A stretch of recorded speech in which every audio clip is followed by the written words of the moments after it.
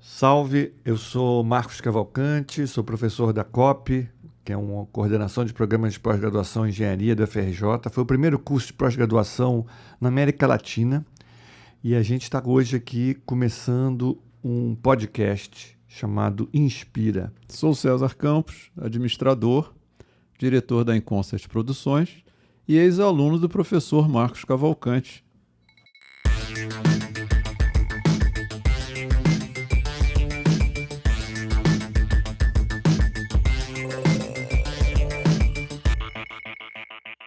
A ideia desse primeiro bate-papo é a gente tentar entender o impacto da inteligência artificial na vida de cada um de nós, né? Quem vê as notícias hoje fica achando que a inteligência artificial é um negócio distante, que não tem nada a ver com a nossa vida ou com a minha vida. No máximo, eu vou me preocupar na minha vida profissional quando é um assunto que está interferindo e vai interferir na nossa vida cotidiana, né? Mais simples possível. E seria legal a gente entender um pouco do que se trata para a gente não ter medo, né? Eu acho que toda inovação, toda nova descoberta científica tem a novidade. Quem gosta de novidade fica curioso de saber do que se trata, mas para a grande maioria que desconhece, que não entende o que está acontecendo, o primeiro sentimento é o de medo. Então vamos desmistificar um pouquinho a inteligência artificial e o chat GPT, que é a novidade aí do momento. E esse é um tema que eu conheço há bastante tempo, né? Eu fiz um doutorado na França em 1990 e era exatamente sobre inteligência artificial. E a inteligência artificial não começou na década de 90, a inteligência artificial começou lá na década de 50, logo depois da Segunda Grande Guerra. E a primeira notícia que a gente tem são de dois pesquisadores americanos que criaram o primeiro laboratório de inteligência artificial, o Herbert Simon e o Alan Newell, que lá na Universidade de Carnegie Mellon, em Pittsburgh, né, na Pensilvânia, criaram o primeiro laboratório de inteligência artificial. Então já tem mais de 50 anos isso. Tem 70 anos. Então a geração que começou, né, que nasceu nesse século, está ouvindo falar agora de inteligência artificial. É legal saber que isso já tem 70 anos que as pessoas estão mexendo com isso. O meu doutorado foi em cima de inteligência artificial, né, lá na França. E eu aprendi algumas coisas que eu queria compartilhar aqui com vocês nesse momento. A inteligência artificial, no início, tinha um grande problema, que era como lidar com a quantidade absurda de informações que já naquela época, na década de 90, existia no mundo. E talvez um dos primeiros ganhos da inteligência artificial, que tornou ela mais popular, digamos assim, mais conhecida, foi na área de jogos, de entretenimento. E ficou famoso o fato de que hoje um computador consegue vencer um grande mestre de xadrez. Então, só para vocês terem uma ideia do que evoluiu de 1990 para hoje, para a inteligência artificial ter voltado às manchetes dos grandes jornais, nós vamos entender como é que era a inteligência artificial em 1990 e os avanços que possibilitaram que hoje ela estivesse impactando a nossa vida do jeito que ela está impactando. Se vocês forem pensar num jogo de xadrez, e quem não é familiar com o xadrez, eu vou dar uma rápida explicação, o xadrez tem algumas peças que podem se movimentar de um determinado jeito. Então, a primeira jogada do xadrez, você tem 8 peões que podem andar uma ou duas casas para frente, então você tem 16 possibilidades de fazer a primeira jogada, e o cavalo, que pode ir para 2 casas. Então, a primeira jogada de xadrez são 20 possibilidades. Qualquer que seja o seu adversário, a primeira jogada são 20 possibilidades que o computador vai analisar. A quarta jogada do xadrez já tem 315 bilhões de maneiras diferentes de se fazer jogadas. 4 jogadas. E com 10 jogadas de xadrez, você já chega num universo de 170 quatrilhões de possibilidades de jogo. Então, aí, em 1990, os computadores não tinham a capacidade que tem hoje. Então, um computador perdia de um grande mestre de xadrez, porque um grande mestre de xadrez consegue ver 10 jogadas à frente. É óbvio que ele não analisa todas as 170 quatrilhões de possibilidades. O que ele faz é, ele usa um algoritmo interno, né, humano, de eliminar determinadas possibilidades que são pouco prováveis de acontecer e se focar, em função da resposta do adversário, em algumas jogadas que são as mais possíveis de acontecer. O que o computador começou a fazer, e o computador da IBM, que foi o primeiro a derrotar um grande mestre de xadrez, fez e faz, é que a grande possibilidade hoje dos computadores de lidar com o número de dados absurdo faz com que hoje eles consigam explorar todas essas 170 quatrilhões de possibilidades. Na minha época, em 1990, que eu estudava esse assunto e desenvolvia algoritmos e programas, a gente tentava encontrar uma maneira mais inteligente de cortar esse universo de possibilidades e analisar menos possibilidades. Hoje, a capacidade computacional faz com que os computadores consigam analisar todas, na força bruta, como a gente chama, sem precisar de inteligência, né, para cortar possíveis jogadas. Então, assim, o grande avanço da inteligência artificial é um paradoxo, mas é real. O grande avanço da inteligência artificial hoje não foi ter mais inteligência, ao contrário, foi ter menos inteligência. Agora é na força bruta. O computador ele tem capacidade de analisar muitas possibilidades de jogada, no caso de um jogo, ou de tradução de uma linguagem natural, ou de elaboração de uma linguagem natural. Então, o avanço da IA hoje em dia não se deu por mais inteligência, entre aspas, se deu por maior capacidade computacional.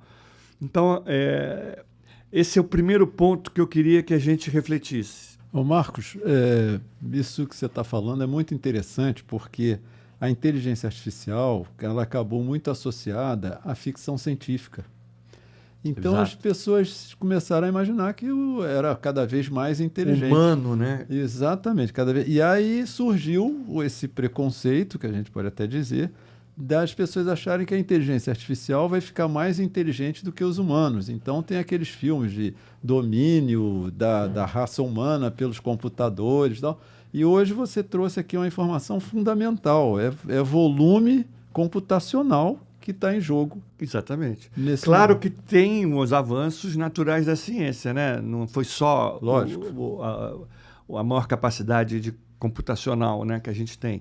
Mas é um mito. Eu estudo o assunto há 30 anos, assim, e para mim é um mito essa ideia de que o computador vai substituir o ser humano. Eu não acredito nisso, né? Assim, 30 anos estudando o assunto, eu estou absolutamente convencido que a inteligência, o que a gente chama de inteligência artificial, é burro, na realidade. Assim, não existe criatividade. Mesmo quando a gente vê um computador gerar um código ou gerar um texto que parece escrito por um ser humano, na verdade, o que ele está fazendo é reproduzir, é copiar, processar, primeiro, milhões de informações, né, de textos que estão armazenados lá dentro dele. Só para vocês terem uma ideia, o ChatGPT, que foi essa coisa aí que ficou super famosa, na realidade ele tem um banco de dados, né, com mais de 570 gigabytes, ou seja, 385 milhões de páginas de texto em Word,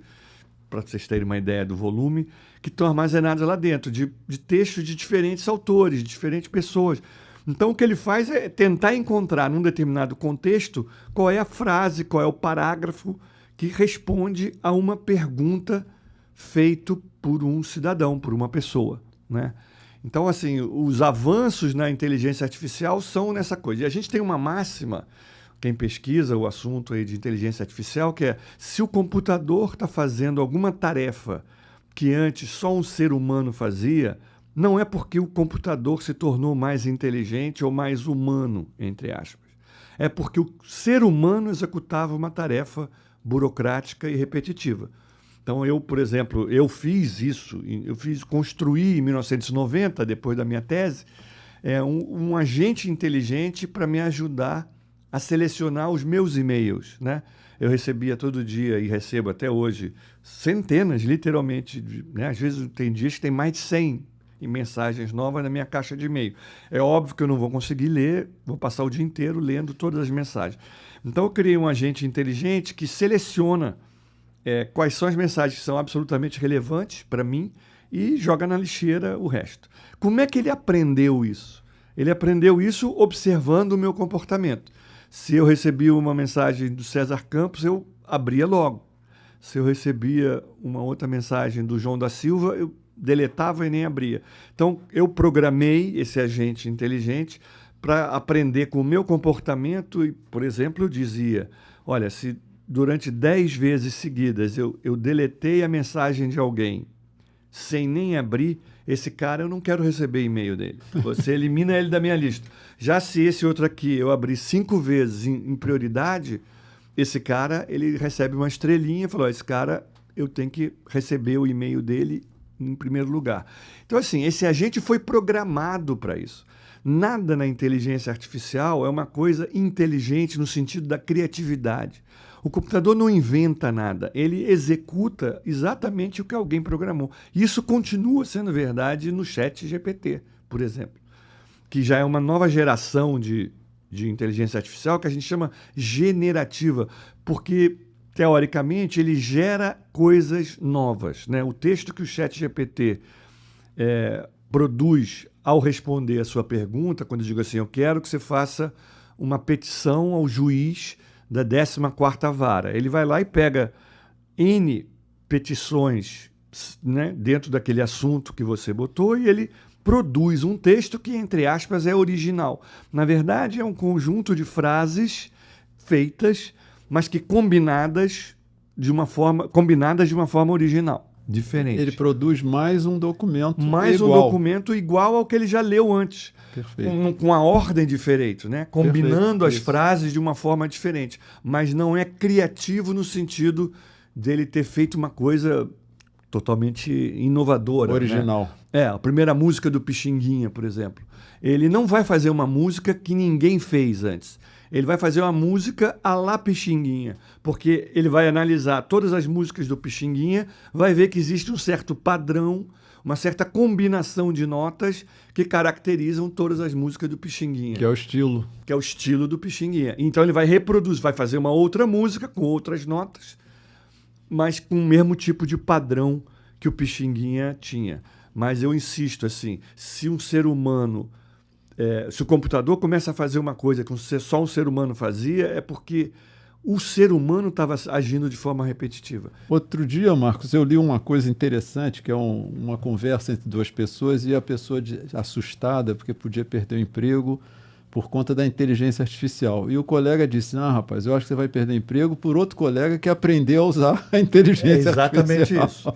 Eu acho que vai haver desemprego, toda a inovação tecnológica, assim, quando o ser humano descobriu a pá, né, ele desempregou um monte de gente que plantava cavando com a mão.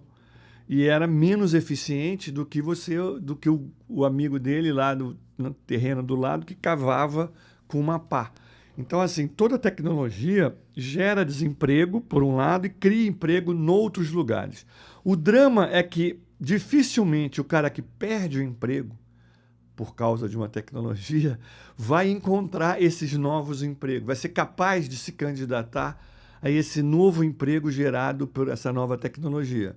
Então, esse é um drama que a sociedade, nós vamos discutir aqui em outros podcasts, né?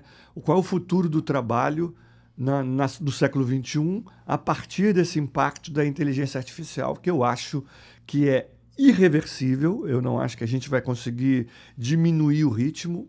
Alguns pesquisadores e o Elon Musk divulgou, né, o dono da Tesla, aquela empresa de automóvel, divulgou um documento pedindo para a gente reduzir o ritmo desse desenvolvimento da inteligência artificial. Eu não acredito nisso, né? Assim, alguns cientistas e o Elon Musk, na minha avaliação, divulgaram esse documento porque eles perderam um bonde, né? Opa, nós perdemos essa né? Não estamos mais na fronteira do conhecimento. Vocês que estão aí, ó, na fronteira do conhecimento, vamos tentar segurar vocês para eu poder chegar lá. É óbvio que o argumento não é esse, o argumento é que a sociedade não estaria preparada para uma nova tecnologia disruptiva, como eu acho que é o caso, de fato, mas eu não acho que esse é o melhor caminho. O melhor caminho é a gente discutir como que a inteligência artificial, ao invés de controlar a sociedade, né, ela passa a ser, de alguma forma, inserida na sociedade, né, com transparência. Isso é um belo debate que a gente vai ter, mas para mim, me parece que cada um que está ouvindo aqui esse podcast tem que tentar pensar, ó, na minha vida pessoal e profissional, o que eu faço de maneira mecânica e repetitiva, que pode ser feito por um computador. Na industrialização, né, que a gente viveu no século passado, a gente já vê isso com clareza e ninguém se revolta com isso, né? O fato de que um robô hoje faz o trabalho que um operário fazia 40, 50 anos atrás. As condições de trabalho desse operário eram horrorosas e agora um robô consegue ser mais produtivo e eficiente porque o trabalho daquele ser humano era repetitivo.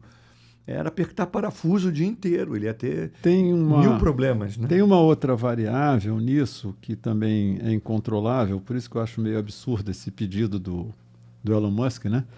Que é o seguinte: quando inventaram máquina de lavar roupa, né, muita lavadeira deixou de trabalhar nisso. Porém, a máquina de lavar roupa é responsável por uma boa parte da emancipação feminina, porque criou outras atividades, em vez de ficar um tempo enorme lavando roupa e secando roupa, etc. Dezenas de pessoas que já moraram sozinhos agora agradeceram. Exatamente. Então tem os outros caminhos que só os humanos vão gerando. Claro, eu não acredito que você deter o conhecimento, seja possível deter o conhecimento humano. O ser humano é curioso. O que eu acho que é o desafio, e esse é um ponto que eu queria, nesse primeiro podcast, fazer cada um aqui refletir, é exatamente que você faça uma autoanálise do que você está fazendo na sua vida pessoal e profissional de uma maneira mecânica e repetitiva e que você seja mais humano. Eu acho que o antídoto para a inteligência artificial é a humanização, né, das pessoas. Só o ser humano é capaz de lidar com as coisas que são fluidas, né? O computador precisa de uma definição muito clara, assim, ó, se acontecer isso e isso, então faça aquilo.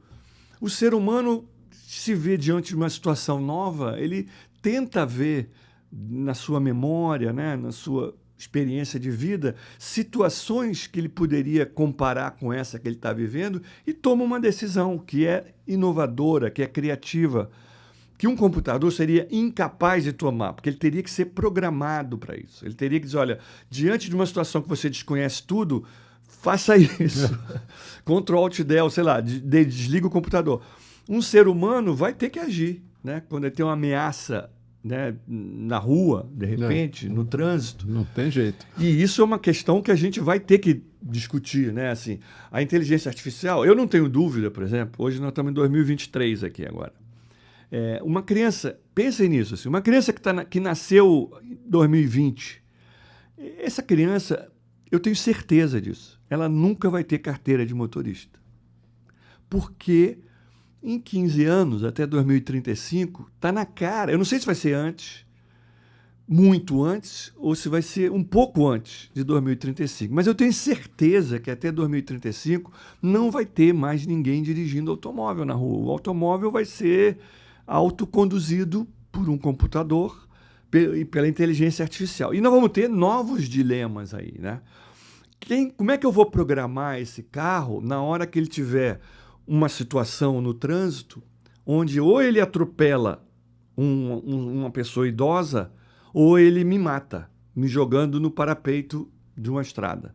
Porque vai ser um imprevisto que vai acontecer. Uma pessoa, de repente, resolve atravessar a rua e aí o algoritmo vai ter que decidir em frações de segundo, que isso vai ter que ter sido programado por alguém. Aí talvez ele diga, mata o idoso, porque eu vou me salvar. E aí que se for um idoso e uma criança, caramba, já comecei a ter um dilema ético novo. Eu vou processar quem? O motorista não tem mais motorista. Eu vou processar o fabricante do carro, o cara que programou o algoritmo. Então, esse é o tipo de decisão que a sociedade vai ter que decidir. E que é humano. E que é humano, assim. Vai ter que ser um debate na sociedade que vai dizer, olha, nessas situações, não vão ser todas, porque você não vou conseguir analisar as trilhões de possibilidades de situações novas, mas em algumas eu vou ter que dizer, olha, programe o carro para fazer determinada coisa. Então, vamos ter que construir esse consenso. Mas e pensando nisso, nessa mesma linha de raciocínio, isso não é novo. Porque, por exemplo, a medicina já enfrenta essa situação quando você tem o risco da mãe que está para nascer o filho, tem que ser tomada uma decisão e que é o médico que vai assumir essa responsabilidade. Então, não é nova a situação, porque é a situação humana. Exatamente. Né? Só que agora vai ser uma máquina que vai tomar essa decisão. Então, assim, eu acho que é muita arrogância dos cientistas, dos pesquisadores de IA, achar que eles é que vão decidir tomar esse tipo de decisão pela sociedade. Não pode. Né? Assim, não pode ser o programador que vai decidir o que eu faço. Né? Quem eu mato? Quer dizer, serão os novos parâmetros que terão que ser dados para a máquina. Parâmetros éticos, claro. Que é para ela... E que vão ter que ser programados, de novo. Não existe inteligência no sentido da máquina agir como um ser humano. Eu não acredito que um computador ou a máquina vai substituir o ser humano no que ele tem de humano na essência, que é a criatividade, a capacidade de perceber, de sentir. Né? O computador não sente nada. Quando tem um computador, também fica alegre ou triste, ou fica seu amigo. Isso tudo é programado, gente. Isso não é real. Né? Ele não consegue ver no olho de alguém. Eu, quando eu faço seleção lá para os alunos do mestrado, ou para trabalhar na minha empresa, o cara que faz só uma análise do currículo está fazendo um péssimo processo seletivo. Porque ele está abolindo o que tem de mais humano, que é uma entrevista, olho no olho, onde eu vou perceber se aquela pessoa realmente está querendo muito aquele tipo de trabalho ou não. Então, em resumo, assim, eu diria que a inteligência artificial não deveria amedrontar os seres humanos. O que ele vai colocar é um novo patamar, né? Vai exigir de cada um de nós que a gente se interrogue, né? Aquela cara que fazia o texto burocrático lá, bonitinho, esse cara vai perder o trabalho, de fato vai. O advogado ou o jornalista que fazia aquele texto sem alma, sem se envolver, esse cara corre o risco de perder. O cara que fazia redação, tirava 700 lá no Enem, uma redação burocrática e tal, eu acho que vai perder. A inteligência artificial vai forçar... Eu sou um otimista. Eu acho que ela vai forçar os seres humanos a subirem para um novo patamar de humanidade. Né?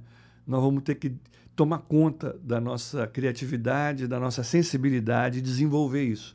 Deixar de ser zumbi, essas pessoas que andam pela rua olhando para o celular como se ele fosse o que nos comanda, nos guia, e passar a assumir, tomar conta do seu destino, né? Enquanto profissional, enquanto ser humano. Esse é o desafio. Eu sou um otimista desse ponto de vista. Eu acho que a humanidade vai encarar esse desafio e não vai ter medo da inteligência artificial. É o contrário, vai usar essa tecnologia para se aprimorar enquanto ser humano.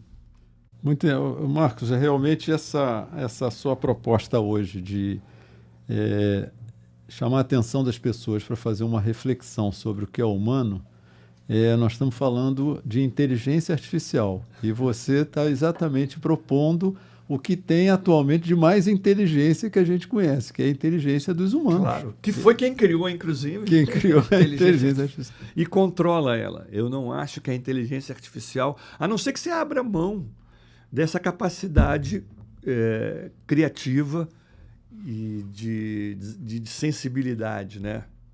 Acho que... Aí, Marcos, a gente nesse podcast, a gente sempre quer deixar alguma coisa como se fosse assim uma bagagem, né? Olha, nós estamos deixando para vocês alguma coisa. E o que você teria de sugestão hoje para você? A gente criou uma sessão que está começando hoje nesse podcast, mas vai ter em cada um deles É uma sessão chamada Para Levar na Bagagem. Quem quiser se aprofundar mais nesse assunto, são indicações de pessoas, vídeos ou livros, né, que permitem a qualquer pessoa, mesmo aquela que não é uma especialista, no caso aqui em inteligência artificial, de se aprofundar, né? Então eu vou indicar dois livros e um blog digital, né? O blog é do Silvio Meira. Então é silvio.meira.com. Silvio Meira é um pernambucano, um dos pais da computação no Brasil, um dos caras que desenvolveu a informática, a inteligência artificial no Brasil, mas um cara com preocupação social e cultural. Ele lidera lá em Recife uma sociedade carnavalesca, né? E que desenvolve a cultura lá de Recife. Então ele tem um blog que é silvio.meira.com e tem um artigo em particular que eu acho que vale a pena ler, que é ChatGPT cria ou destrói trabalho. Então é um pouco dessa nossa conversa aqui. Dois livros que eu acho que vocês deveriam ler, da Dora Kaufmann, que é uma pesquisadora que começou a fazer um pós-doutorado lá comigo, mas que hoje está lá em São Paulo, brilhando, e é uma das pessoas que mais entende de inteligência artificial. Ela é uma socióloga, então ela não é porque ela entendeu de informática, então essa é uma socióloga que entende muito de inteligência artificial. O primeiro livro dela é Desmistificando a Inteligência Artificial, está lá nos Amazon e outros sites que vendem livros. E o segundo é Inteligência Artificial irá suplantar a inteligência humana? Então, tudo isso que a gente estava aqui conversando para vocês poderem enriquecer e levar na bagagem aí.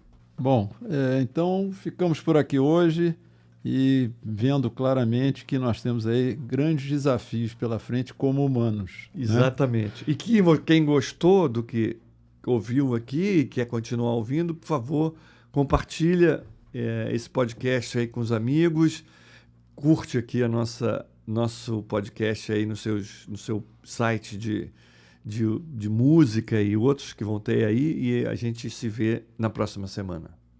Então, valeu. Um abração.